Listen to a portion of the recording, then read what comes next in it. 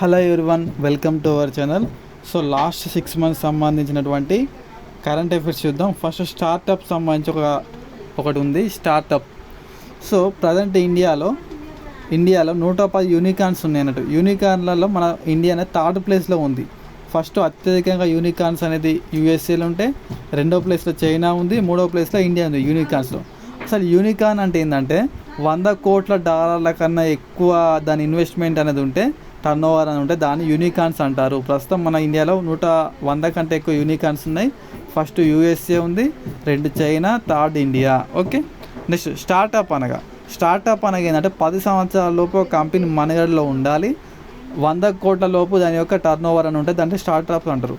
So భారతదేశము అని వచ్చేసి స్టార్టప్స్ని ఇంక్రీజ్ చేయడం కోసం స్టార్టప్ ఇండియా కార్యక్రమం అనేది 2015లో ప్రారంభించారు.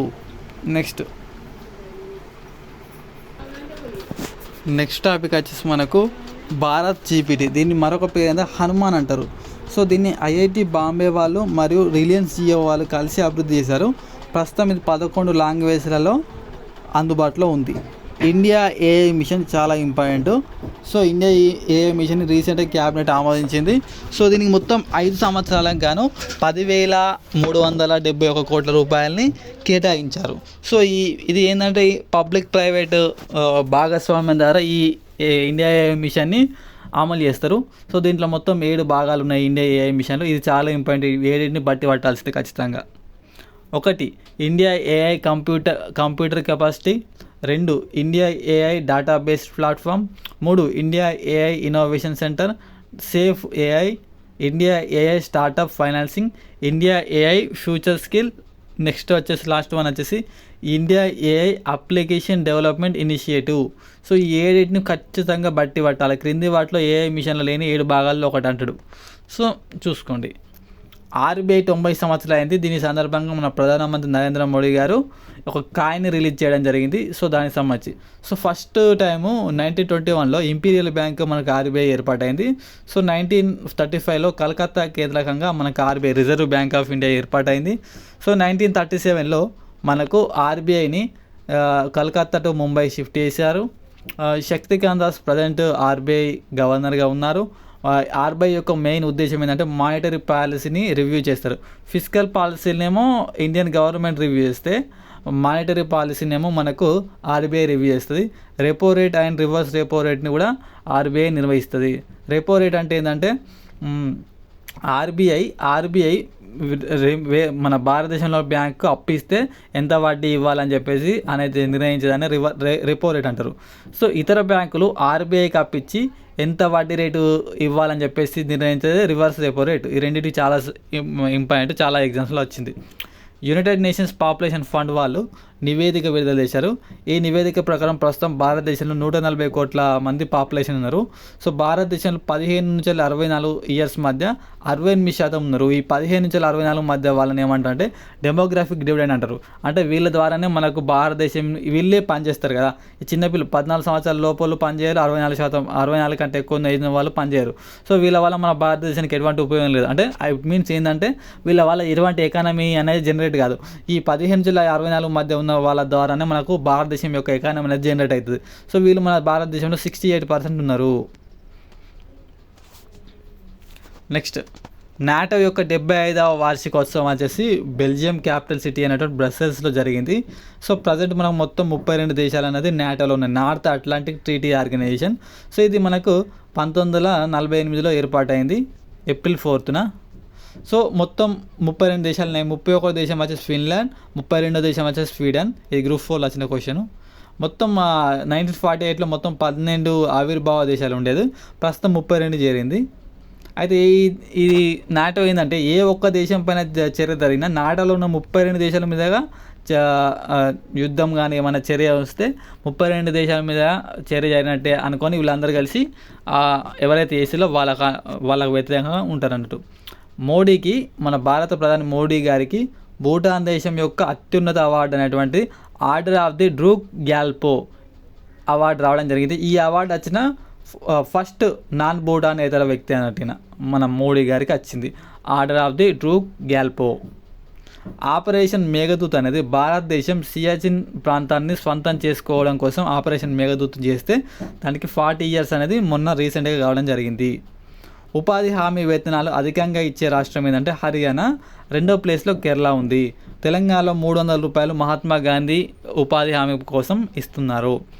వరల్డ్ ట్రేడ్ ఆర్గనైజేషన్ రిపోర్ట్ ప్రకారం అమెరికా, యూకే, ఐర్లాండ్ తర్వాత డిజిటల్ ఎగుమతులు అధికంగా చేస్తున్న దేశం ఏంటంటే మన భారతదేశం. వరల్డ్ ట్రేడ్ ఆర్గనైజేషన్ యొక్క రిపోర్ట్ ప్రకారం యూఎస్ఏ, యూకే, ఐర్లాండ్, యూకే అంటే ఇంగ్లాండ్, ఐర్లాండ్ తర్వాత అత్యధికంగా డిజిటల్ ఎగుమతులు చేస్తున్న 4th కంట్రీ ఎవరంటే మన ఇండియా. సో మనకు వరల్డ్ ట్రేడ్ ఆర్గనైజేషన్ వచ్చేసి 1995లో ఏర్పాటు చేశారు. హెడ్ క్వార్టర్ వచ్చేసి జెనీవాలో ఉంది. ఇది దీనికి సంబంధించి. నెక్స్ట్ క్వశ్చన్, రాజస్థాన్, గుజరాత్లలో ఉండే బట్టబాతు పక్షుల పరిరక్షణ కోసం సుప్రీంకోర్టు ఆధ్వర్యంలో కమిటీని ఏర్పాటు చేశారు. ఈ కమిటీ యొక్క అధ్యక్షుడిగా, చైర్మన్గా మన ప్రజెంట్ సీజీఐ అయినటువంటి చంద్రచూడ్ గారు ఉంటారు. ఇతర సభ్యులు ఇద్దరు ఉంటారు, పార్థివాలా మరియు మనోజ్ మిశ్రా గారు ఉంటారు.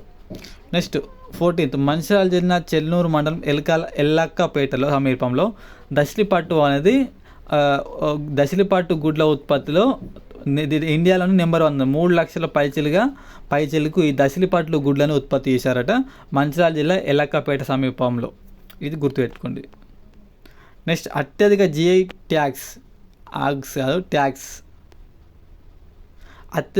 ట్యాక్స్ ఉన్న రాష్ట్రంగా ఉత్తరప్రదేశ్ నిలిచింది. సో రెండవ స్థానంలో ఎవరు ఉన్నారంటే తమిళనాడు ఉంది. సో ప్రస్తుతం తెలంగాణలో ఎన్ని జిఐ ట్యాక్స్ ఉన్నాయి? 17వ జిఐ ట్యాక్స్ ఉంది. 16 వచ్చేసి తాండూరు కంది, 17 వచ్చేసి హైదరాబాద్ లక్క గాజులు. మొదటి జిఐ ట్యాగ్ వచ్చేసి పోచంపల్లి చీరలకు వచ్చింది. సో మొత్తం ఉత్తరప్రదేశ్లో 69 జిఐ ట్యాక్స్ ఉన్నాయి ప్రస్తుతం.